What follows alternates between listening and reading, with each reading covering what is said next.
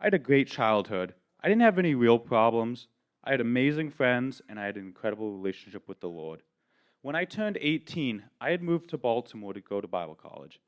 I had a few friends who already went down for a seminar before me, and they had warned me about spiritual warfare, but I had brushed it off. I shouldn't have. Within the first week, I met a girl who was friendly and also went to Bible college.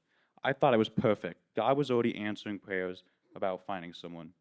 Boy, how I was wrong. I started hanging out more and more, and we progressed and I started to get pulled further away from God. I started doing worldly things, and sooner than later, I found myself in a situation that was destroying not only the relationship with my family, but worse, God. The spiritual warfare got so bad that the Lord allowed me to get rear ended, so I had to return home. But I found myself only getting worse, skipping church to go spend weekends back in Baltimore. And when I wasn't in Baltimore or at work, I was constantly arguing with my family. I was in an all time low. I was ready to abandon my family and abandon God because I felt that they were only trying to prevent me from having a relationship.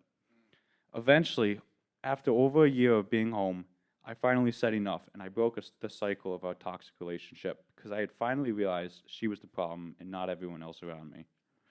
I wish I could say that fixed everything, but a relationship with friends and family and God doesn't always heal overnight. So for the last few months, I've been working hard to get back to that place before Baltimore, that innocent, outgoing, and spiritually led kid. But I had realized I was holding on to the hope that I could go back in time.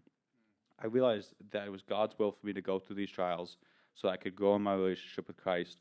And just because I had failed his test doesn't mean he won't use it to grow closer to God.